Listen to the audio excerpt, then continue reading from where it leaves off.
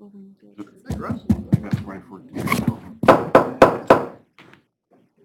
evening, everyone. At this time, we are going to call our regular meeting to order. And for the record, we have 5 council members here tonight. Is it 5 or 4? Mm-hmm. Yeah, 5. 1, 2, 3, 4, 5. And our council member, Mike Poyer, is absent. Our mayor is absent today. And Councilmember Huffaker will be joining us a little later. He's on his way. So he's running a little late. Oh, here he is. Just in time.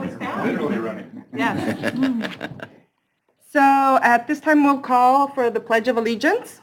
Councilmember Kulas, can you lead us, please? Yes, please rise. I pledge allegiance to the flag of the United States of America and to the republic for which it stands, one nation, under God, indivisible, with liberty and justice for all.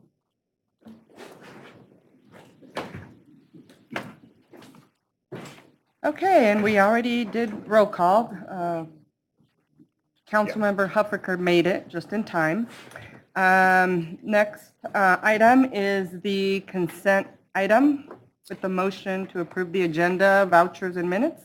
Your Honor, I would like to move to amend the agenda to add an executive session concerning matters of potential litigation to which the city is a party when public knowledge regarding the discussion is likely to result in an adverse legal or financial consequence to the agency, with legal counsel present for a time period not to exceed 15 minutes, and to also approve the consent items including the vouchers and minutes from previous meetings and resolution number 2019-33, amending and restating prior resolution number 2019-02, designating voting representatives on behalf of the city to various community boards, councils, and organizations. Second. Any discussion? Okay, all in favor? Aye. Aye. Any opposed? No, no. Okay, at this time, we will move into executive session. Did you going upstairs?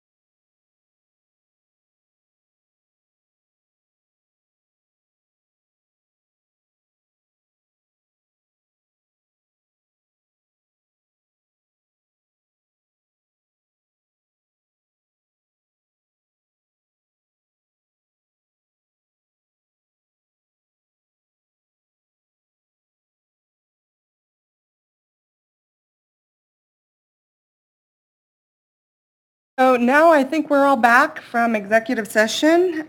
So we will move on to our next item, and that is citizen comment. If there is anyone in the public who would like to come up and speak to us, it would be limited to a 3-minute comment. But this does not include the public hearing items. For those, we will open up for public hearing in a little bit. And so I'd ask the people who are here for the public hearing items to reserve on your comments until that time. Is there anyone from the public who would like to come up? Okay, hearing no takers, then we will move on to item number 4, presentations. And we have a presentation from the Wenatchee Valley Museum Cultural Center.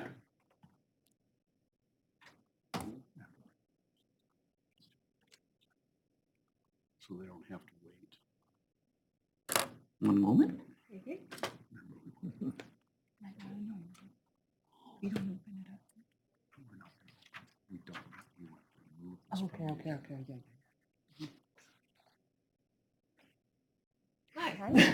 Hi. There you go. Uh-oh. I did. Yeah, she did. Did you? Oh, I have to turn mine off. Sorry. Thought you did. Usually about this time when I do So do presentations it. and that little spinny circle starts from Microsoft, and then kind of feeling pretty good at the moment.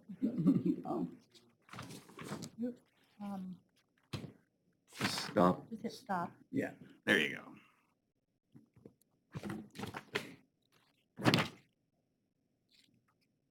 There we go.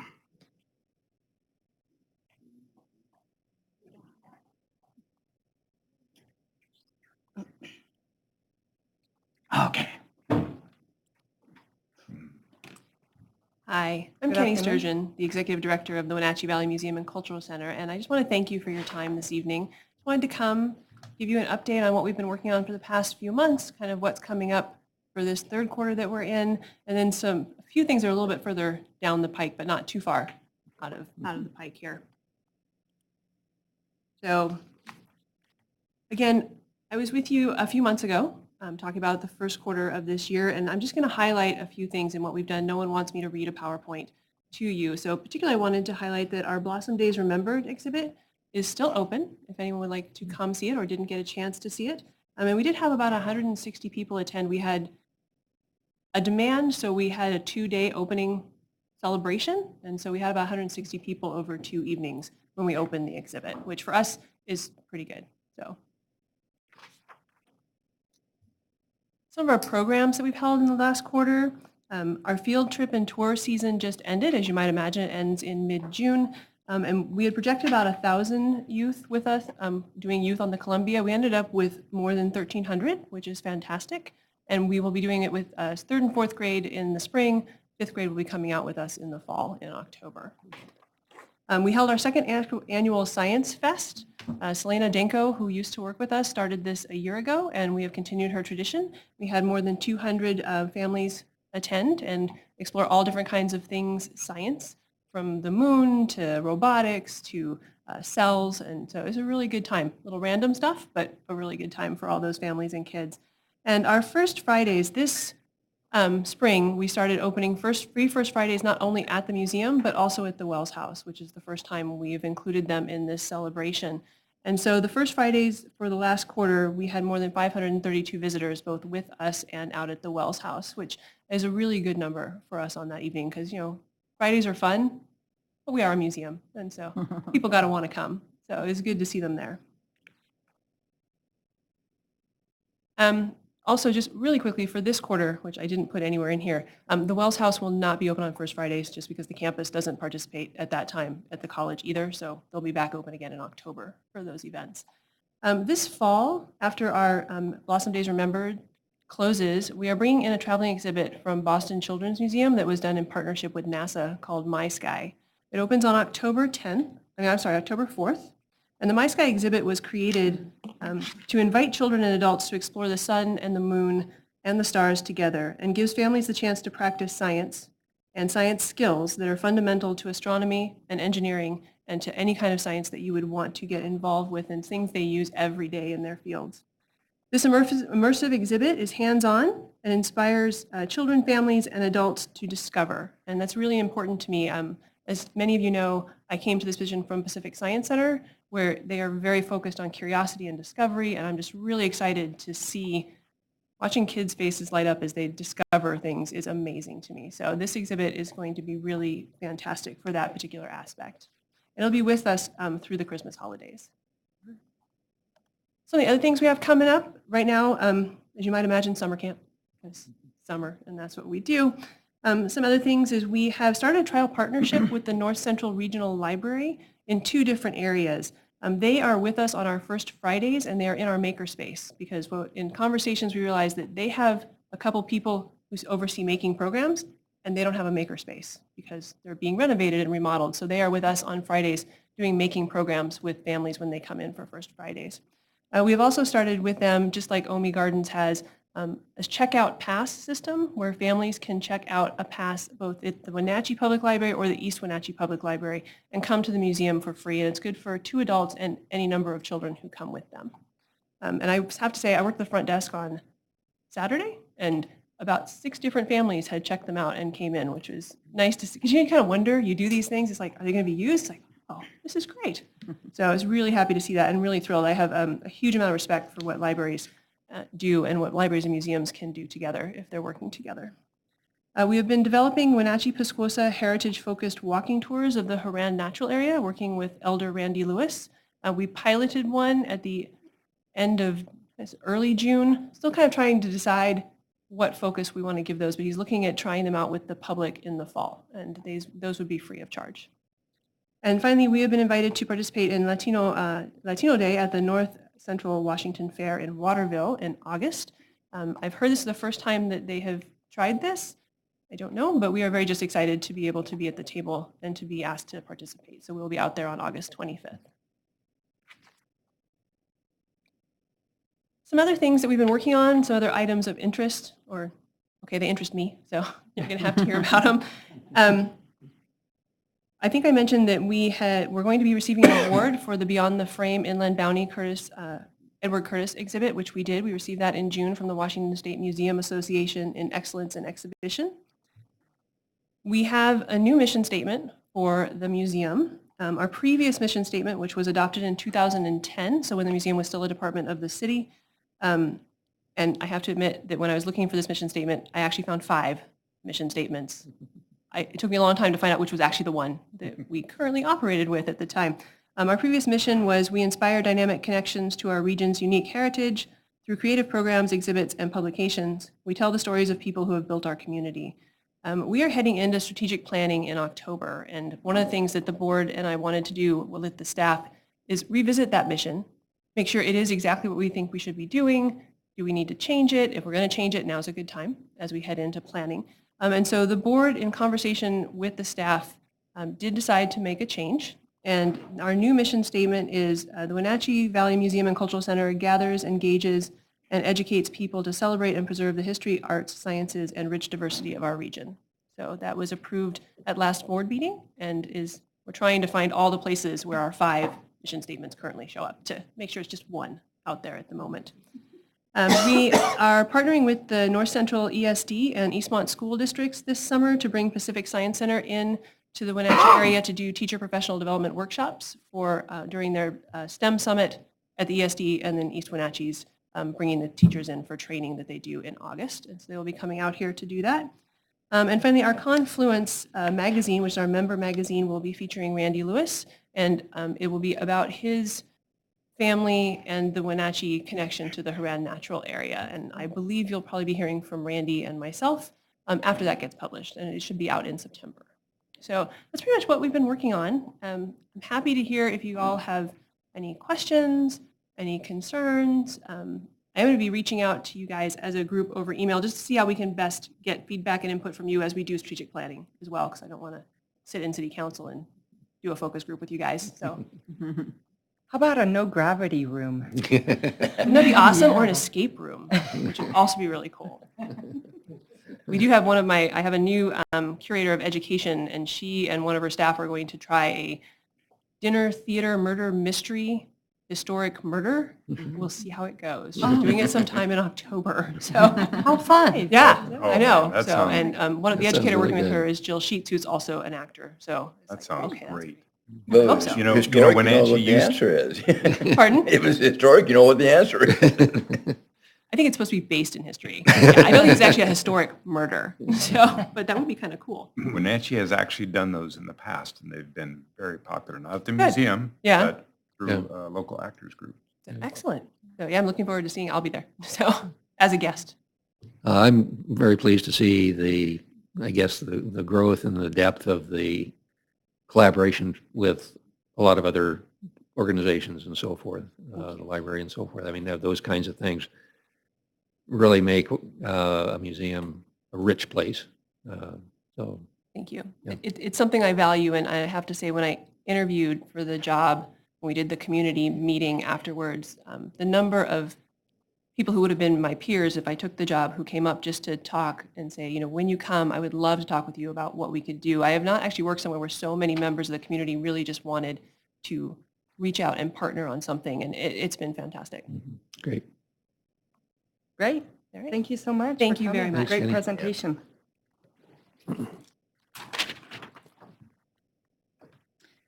Okay, at this time, before we move on to the public hearing items, there is an item about amending the agenda regarding one of the public hearing items.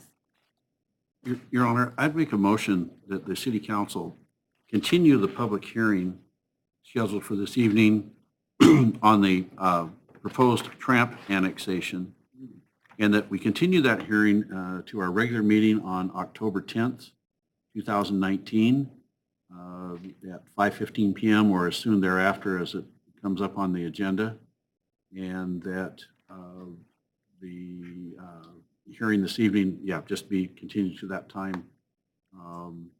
And the reason for my motion is this is associated with a matter that is in litigation, and it would seem to be untimely for us to hear it now until issues have been clarified. Second. Okay, is there any discussion?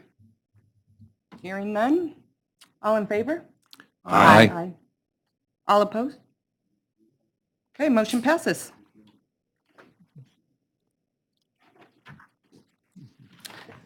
All right, moving on. Now we are going to open our public hearing items. And before we do that, I'd like to set some of the ground rules. We are going to have a public hearing in an orderly fashion, which means that the staff will come up and give a discussion to the council. And after the staff has spoken, if there's any members of the public who would like to come up, they will have 3 minutes to make their comments. And then after that, if there's any response from the staff will respond. And then we'll turn it over to the council for any questions or motions. So with that said, let's begin with the master permit for the extranet systems for right-of-way use. Rob? Thank you. Rob Jammerman, Public Works Director. I'm here tonight to give you an overview of this permit before we conduct the rest of the public hearing. So I've just got a short presentation to run through. Just to kind of refresh your memory, because I think in the past you have adopted language within the Wenatchee City Code about small cell wireless facilities. This is our first facility proposed within the city. So a master permit allows the franchise company, in this case ExtentNet, to have their equipment in our public right-of-way. It is similar in function to the franchise permit that we give to Charter Cable, to the PUD, to others that use our right-of-way, but it is scoped in nature for small cell wireless, and there are federal regulations that have helped shape those. As I mentioned, before approving this master permit, the City Council must hold a public hearing. I want to emphasize that tonight we're just approving their ability to be in our public right-of-way. We're not approving the construction or the installation of any facilities. they will, ExtentNet will have to come back and apply for a separate right-of-way permit for each installation.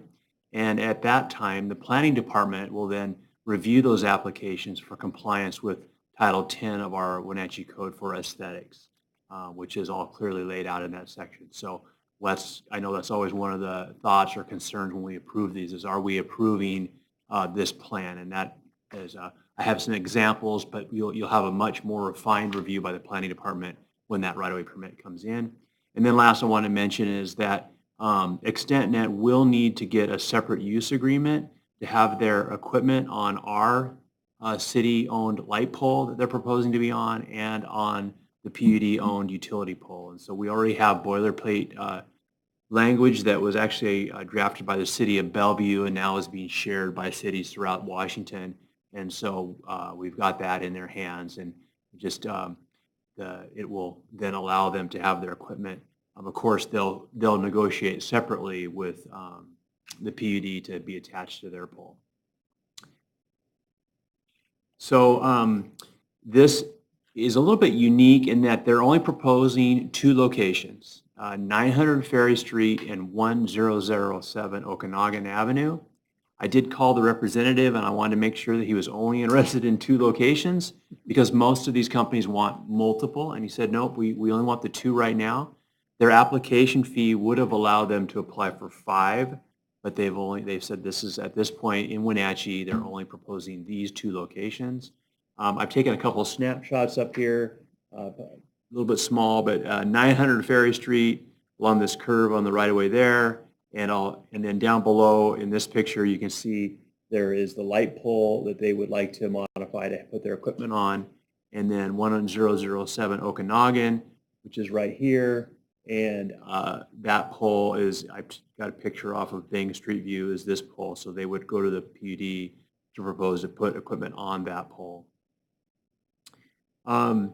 Just to give you a couple examples, this is in your packet, but the examples in there, they're actually part of the ordinance. They're sort of just crude drawings. And so this is the typical treatment that we're seeing throughout the U.S. that most cities have said they like. This is a light pole example, and you can see the antennas are about 3 to 4 feet tall on top of the light pole, and they are in a shroud to sort of hide them. And that has been a very big concern throughout the U.S. about the aesthetics. And then you can see below there's 2 smaller boxes which would have their equipment. This is sort of an example of a typical utility pole. Again, their antennas are up in this nature, up on top of the pole. They've got an equipment box down lower. This particular pole that I found has overhead wires, a lot of overhead clutter anyway, but this would be typical or what we might see there at Okanagan. So that's really it for the presentation tonight. Just if you have any questions, and after the public hearing, if there's any comments, I can come back up and ask questions. But tonight, we're just giving approval for the 2 locations. They'll come back with right-of-way permits. They'll be reviewed for aesthetics by the planning department at that time. And you said they would have the final designs and things like that when they go for the permit or request. Right. And in the ordinance, it gives the examples. They've indicated that they're going to adhere to what our code says and this industry standard that's sort of been developed with the shroud on top of the light bulb. Rob, there's several things here, and some of these may, I guess, get into what we need to deal with later, but it has stopped me because of it. But the first thing, I guess, was when we first had these discussions about, the aesthetics and those kinds of things, I went online and, Googled it, and all kinds of images of what these things look like. And but two concerns, I guess. One is that these will not have on the sidewalk, a power box or any of these kinds of things, because some of those, the actual pole thing didn't seem to make much of an impact, but they had this great big green box, sitting on the sidewalk. And so these are designed to be sort of basically self-contained. They're tapping into a power source and Yes. and conduit underneath. Right, that's correct. That's the beauty of the small cell, is it's much lower power draw. Now, that being said, if they went to a pole and they said, we need power, the PUD said, well, we don't have a transformer nearby to bring that power down to your level. The PUD may put a transformer somewhere in the neighborhood that would serve others, but this company itself would not have your large green facility on the ground like One green box per. Yeah, right. Okay, good. Any lights associated with this thing? I mean, other than a street light, do they have other lighting and things on there that's going to be obtrusive? And then I guess the last thing is the metering. There's a power meter on there, kind of like your house meter that, because we're paying on our poles, we're paying the PUD for the power. So then they're basically, we're kind of subletting the electricity to them, and they've got their own, like an apartment house or something. They will have to they will seek that power charge from the PUD. So if our utility pole is on the tariff where we're paying a flat rate, we'll continue to pay that flat rate, and Extendnet will need to negotiate with the PUD on what they're going to pay for their draw on that power, but we won't be paying their power. Okay. Good, thank you. Rob, as I was reading through the staff report, I noticed that I believe it's section 15, I don't have my laptop on me, but I think it's section 15, it talks about abandoning whether the person who put it up or the agency that puts it up, they abandon. But then, right after that, it says, well, if you abandon abandonment is considered within, like, I think it said 90 days. But then it says, and then you have to remove it. Kind of if you're abandoning, and then you have to remove it. Yeah, it was 90 days, yeah. Yeah. Well, if they abandon, you can't find them, but who's going to take it down, and what's the process to, are we going to, just bill them or what? Yeah, that would likely, because then they would fall into default. So it's 90 days of non-use, puts them into abandonment. Then we would give them 90 days notice to remove that facilities. If they didn't, then we would likely then move into some of our language in here about where we can go back to them for damages. Okay. That's what I thought, but I wanted that clarified because it sounded like. Either that, if or you we can find them. we can get into the small cell small cell wireless business. There you go. Great. Any other questions? At this time, if there is any members of the public who would like to come up and speak on this topic, now is your chance. Hearing no takers, then I will bring it back to council for a motion. Do I hear a motion? I'll make a motion for the city council to adopt ordinance number 2019-05, granting Extendnet System, Inc., a Delaware corporation, a non-exclusive communications master use permit for the right, privilege, and authority to make use of the permit area for communications purposes. Second. Great. Do we have any discussion? Further discussion? No? All in favor? Aye. Any opposed? Great, motion passes. On to the second public hearing item, the Isola annexation.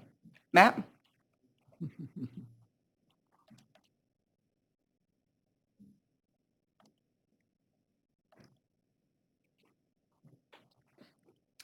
Good evening, Council. Matt Parsons, Senior Planner. I'm here bringing a resolution to you regarding the Isola annexation. This is proposed annexation near the corner of Terminal and Methow Street.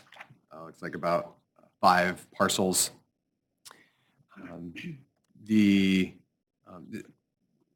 kind of a newer process, there might have been a couple that went past you recently, but it seems like it's worth describing. I should also add that Brooklyn Holton is processing this. I'm filling in for her. And so this resolution is basically, we will then send that to the county of the Boundary Review Board, and we'll wait for 45 days to see if we hear anything, and then it'll come back to you for a final decision.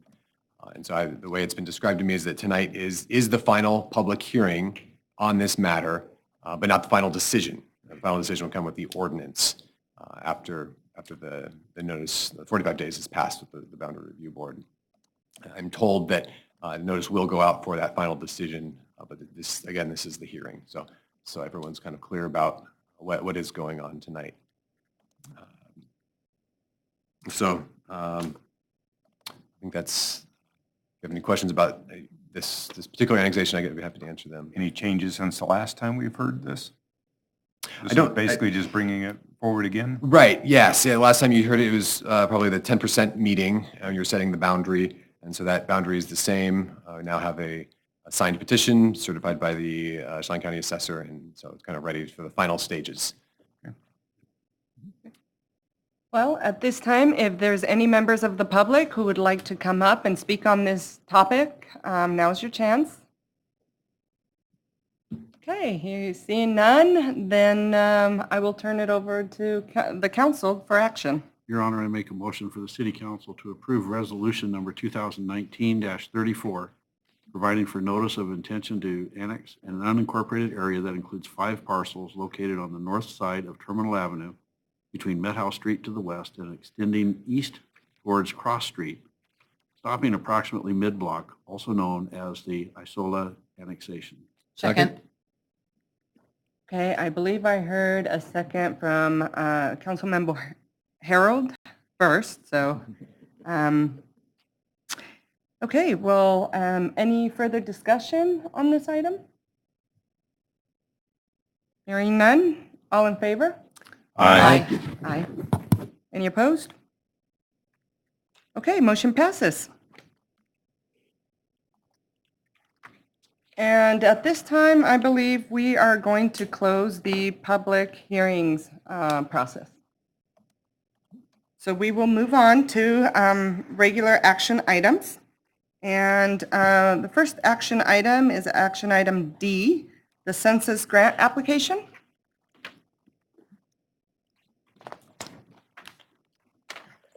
Thank you. Again, this is Matt Parsons, Senior Planner.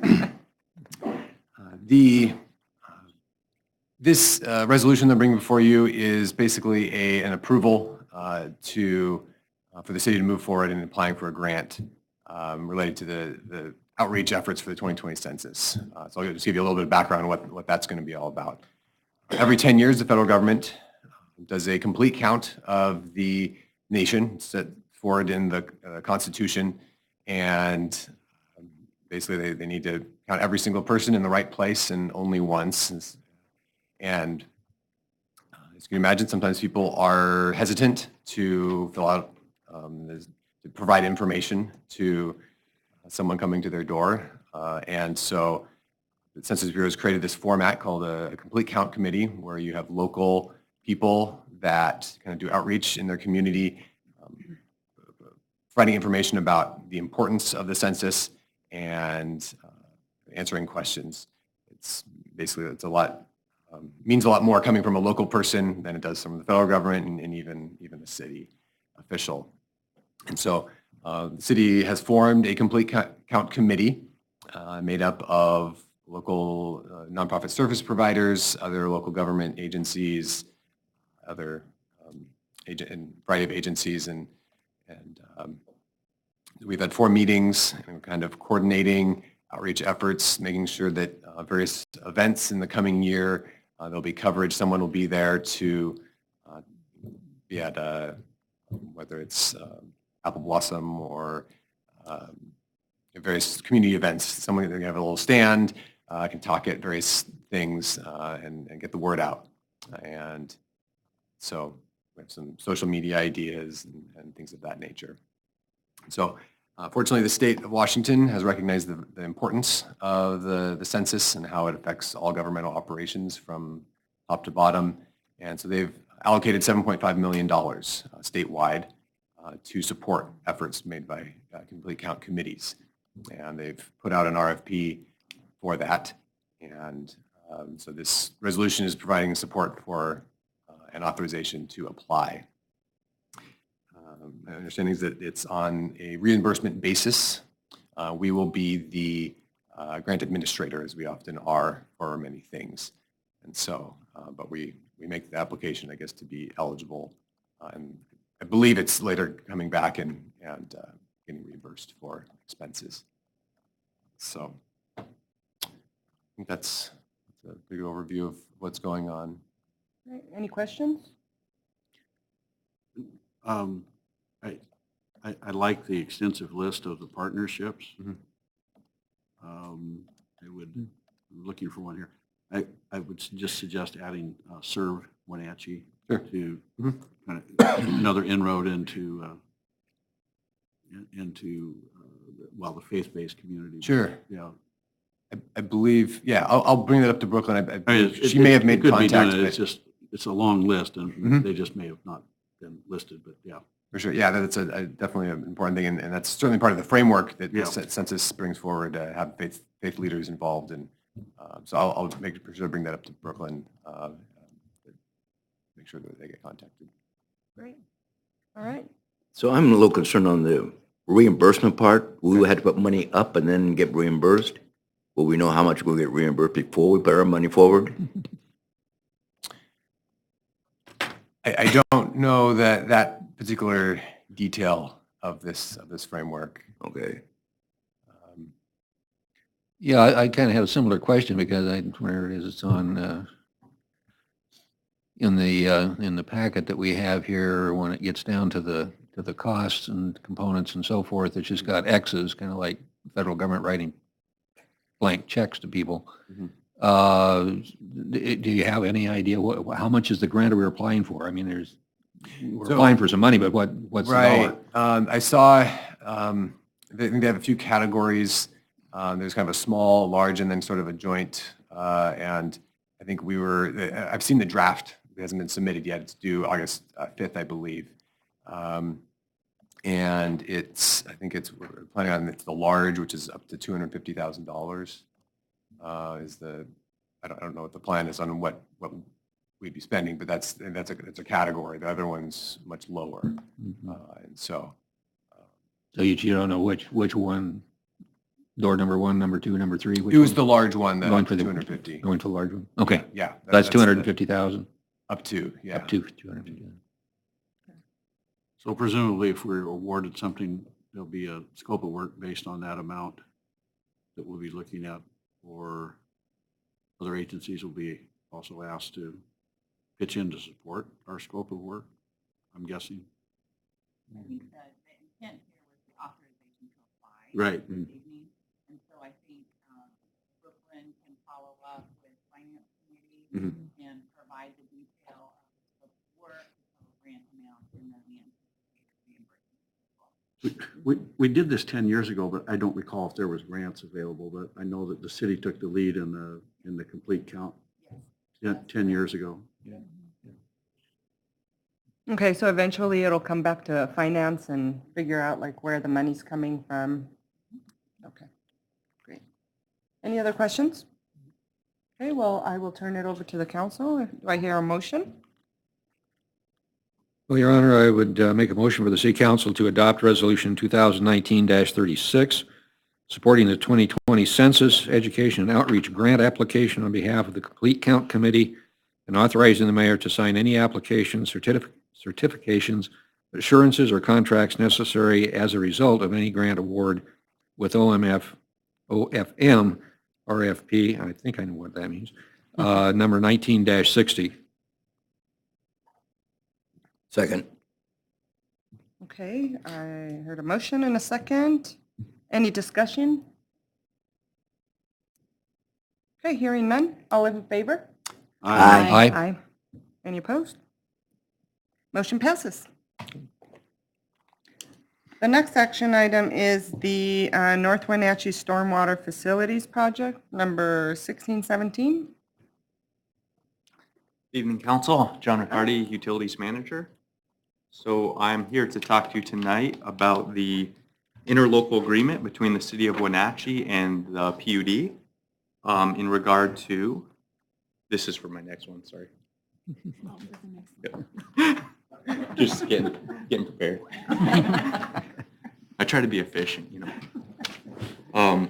Sorry, so for project number 1617, to discuss interlocal agreement for the feasibility and design of the North Wenatchee Storm Water Outflow Pipe. So a little background on this is we have a corrugated metal pipe that cuts through the PUD property up near Holly Street. It's a north transfer station yard that they have. They store materials there. we discovered that this pipe is corroded and failed, twisted, inoperable, water can't pass. To some extent, there's reason to believe that the operations from the yard have helped cause an accelerated failure of this pipe. So the PUD's been in discussions with us, and we've gotten them to get on board to help with the funds to replace just that outfall portion of the pipe. So this interlocal is just for the design and feasibility, which is basically complete. The amount that the PUD's agreed to contribute is 50% of the design and feasibility costs, so that's $34,000. Moving forward, they'd have agreed to help with the construction funds. We just don't have that estimate, and their desire was to do another interlocal agreement when we have the construction estimates and the bids and the numbers back on that, so they can know what kind of number they're talking about before they decide on a percentage or a fixed fees. So that is what tonight's topic about is on this. We're hoping to have the construction of this outfall pipe completed by early fall, late summer.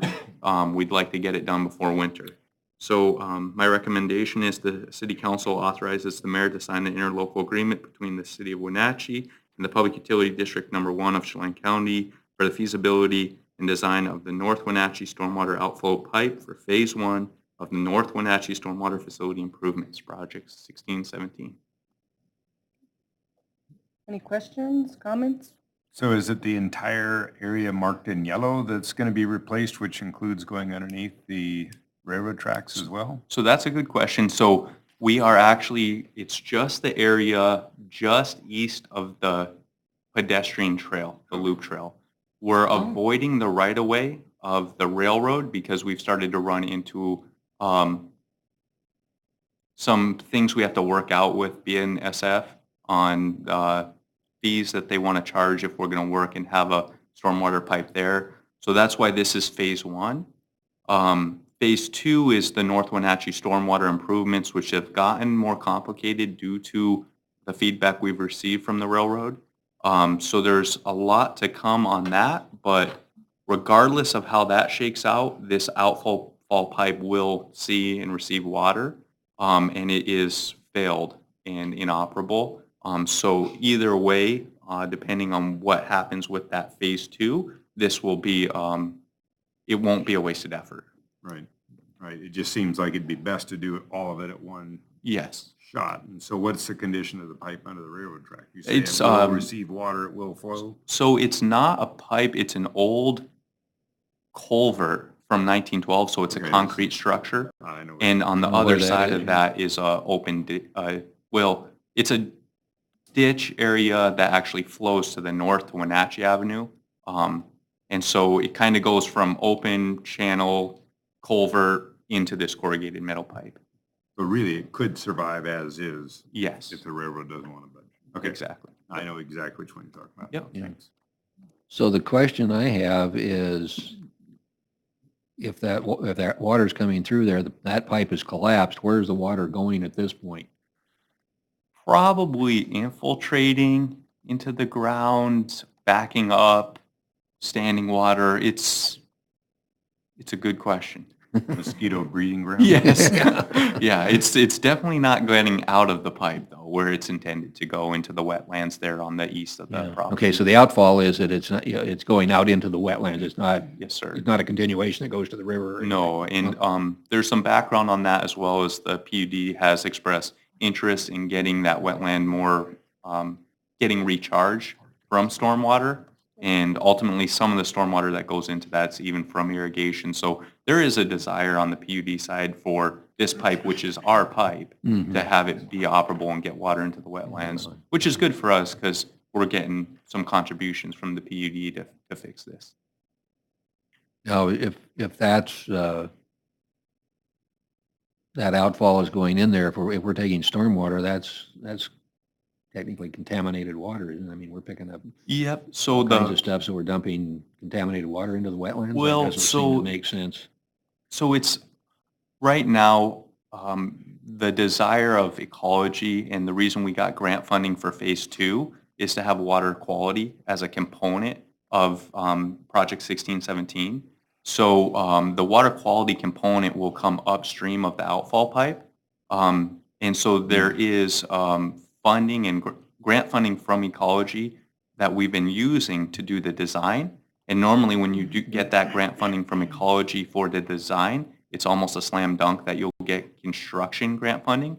So that's what we're in the process of working through, is what will phase 2 look like given the BNSF obstacle we are facing now. Construction? Yeah, yeah, and it's basically they want us to lease their right of way over forever to have our pipe in there. But that'll be a whole nother topic that I know will probably come across your guys' desk at some point. So there is water quality components, but the thing about water quality is they want water quality before the receiving body, and the receiving body is the Columbia. And so the wetland actually is a form of water quality for this. Yes. All right, thank you. Any other questions? Okay, hearing none, I'll turn it over to the council for action. Your Honor, I move for City Council to authorize the mayor to sign the interlocal agreement between the City of Wenatchee and the Public Utility District Number 1 of Chelan County for feasibility and design of the North Wenatchee Stormwater Outflow Pipe for Phase 1 of North Wenatchee Stormwater Facility Improvements Project Number 1617. Second. Okay, any further discussion? Hearing none, all in favor? Aye. Any opposed? Motion passes. Next item, it's the interlocal agreement for Squilchuck Creek Stormwater Outfall Project.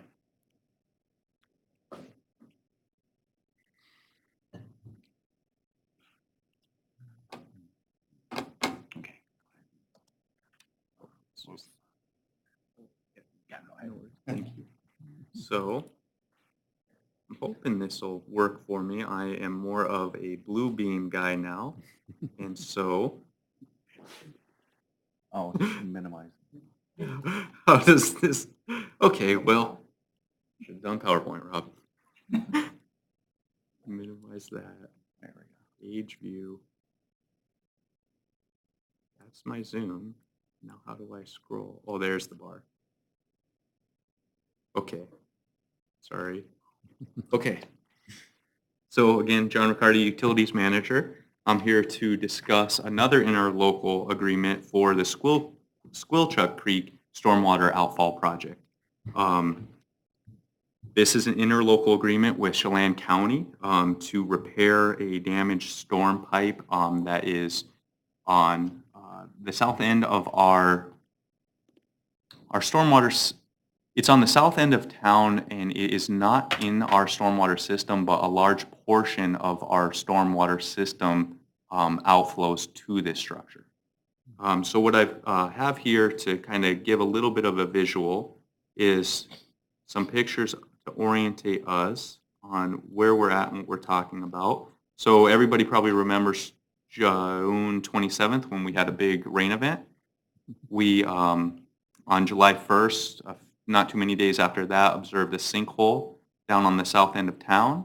The sinkhole has now turned into a real big hole, and the reason for the sinkhole was a failed corrugated metal pipe, much like what we just discussed previously.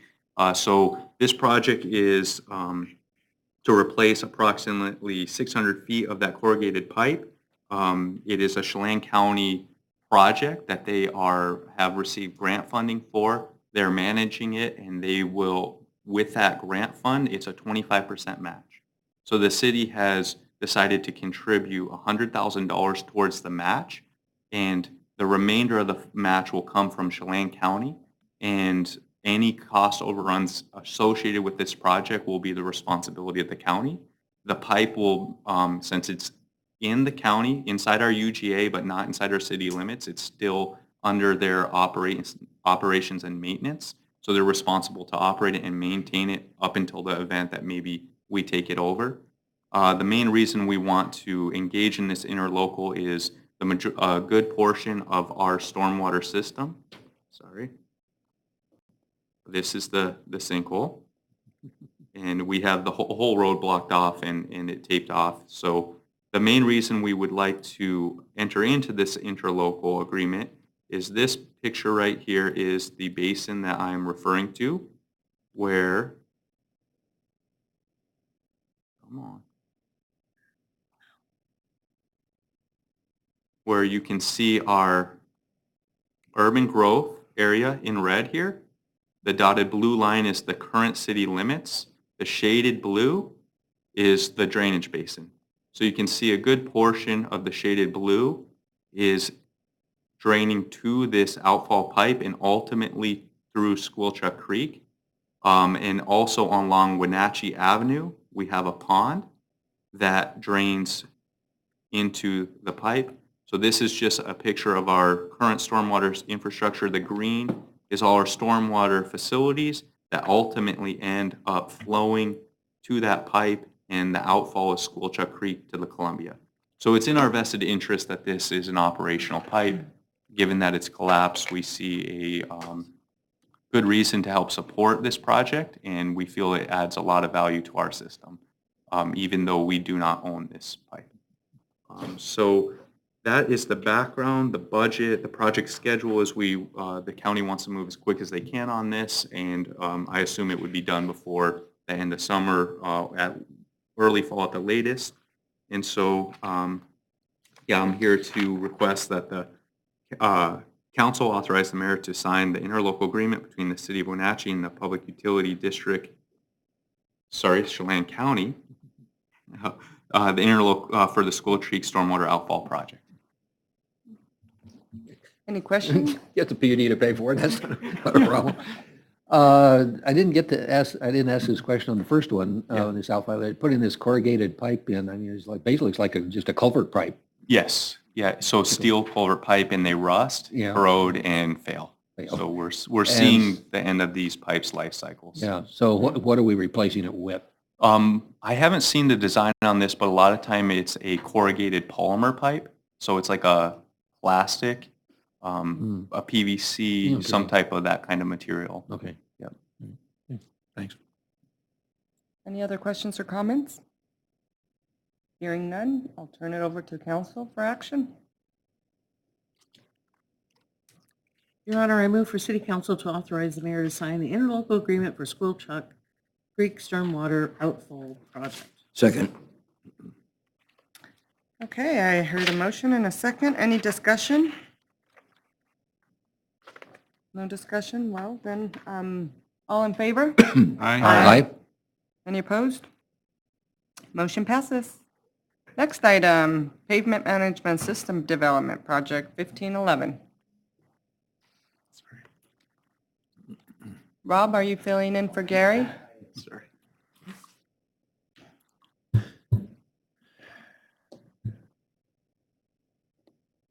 Just have Tim just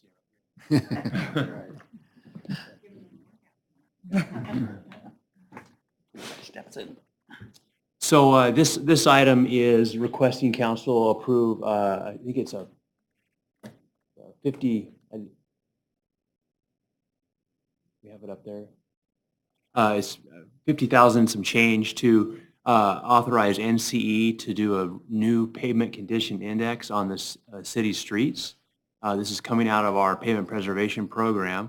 So as you may recall, we had NCE do our pavement condition index prior to our last pavement study.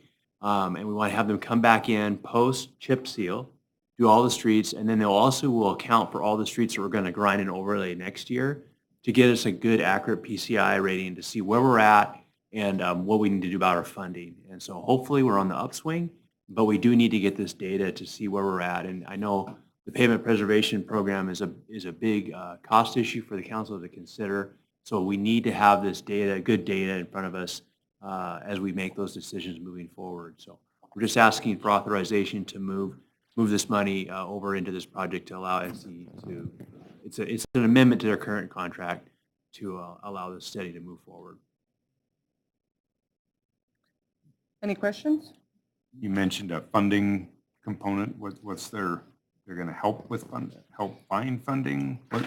Oh, no, the funding is from our current pavement preservation program. We have, we have roughly, we're spending about 5.7, or over 5 million over the next 2 years, so almost close to 7 million. And so it's out of that fund Okay. that we manage all of our pavement preservation program, whether we're doing design, we're actually doing construction, it's all out of that funding. So this 50,000 is coming out of that fund. Right. I must have misunderstood you. You said something about they were going to reevaluate the streets and then help us with funding or Oh, something. no, just the reevaluation that will then help us understand where we're at on our PCI, Okay. whether we're declining, staying the same, or on the uptick. And does the 50,000 mean any shortfalls anywhere else in your whole grand scheme of the plan?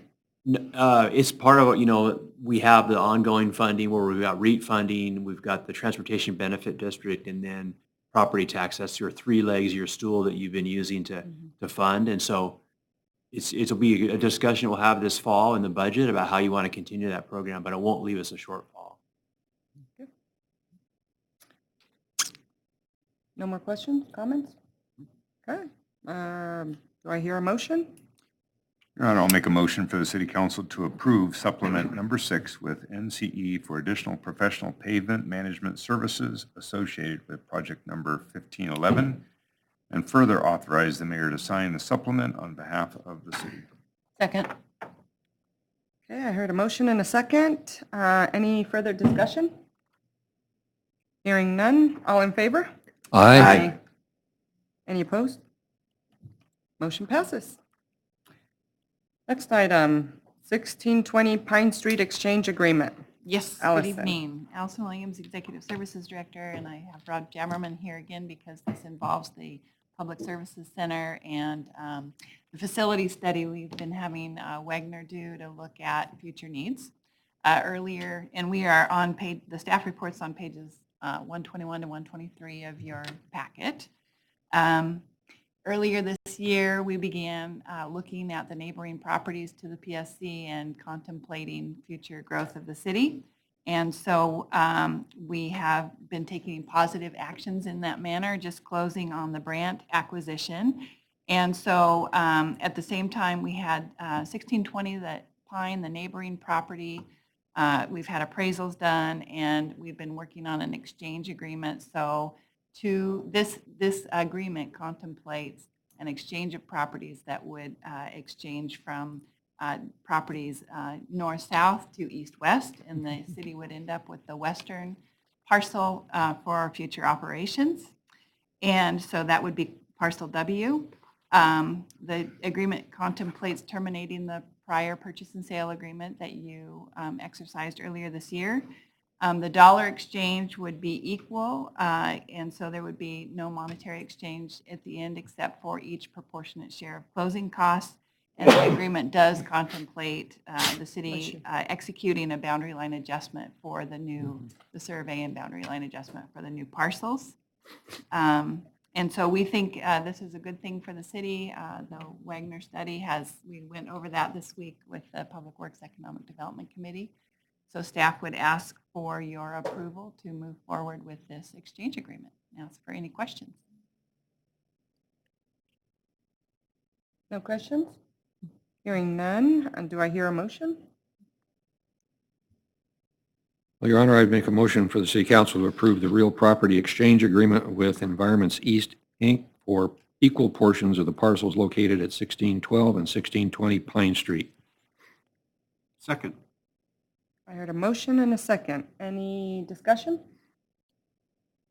Hearing none, all in favor?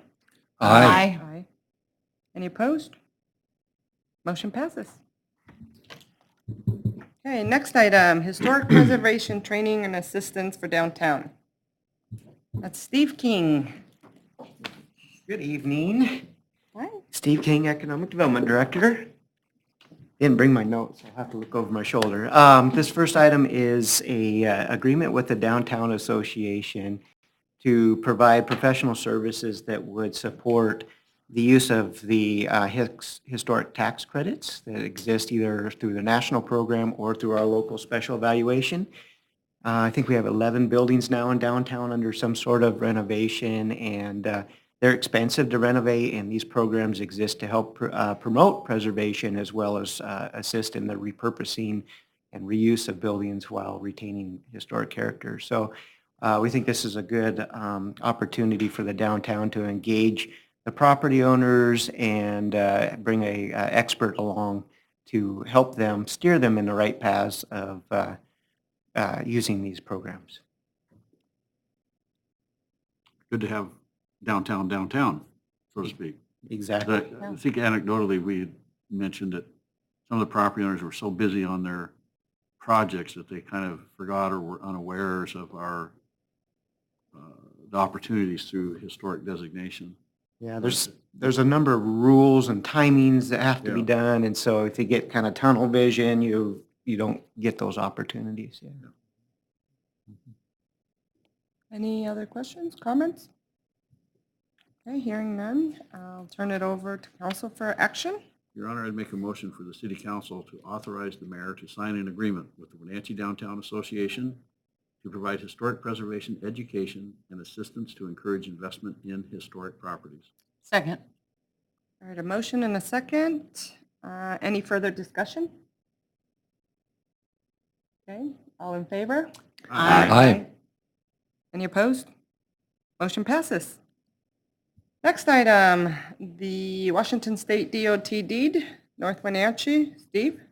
Yeah, so as you're all aware, Washington State Department of Transportation vacated the site on North Wenatchee Avenue.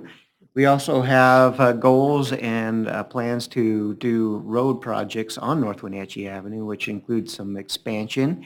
So prior to them transferring that property, they're going to dedicate right-of-way to the North Wenatchee Avenue corridor. And they can do that because they're a state transportation agency. They can do that without gifting the funds. So it's beneficial to the project, the North Wenatchee Transportation Project, and it's prudent to do that prior to the redevelopment of that property. They're dedicating 17 feet of right-of-way. And so they are going to have a whole series of documents that come to us to do that transaction. Any questions?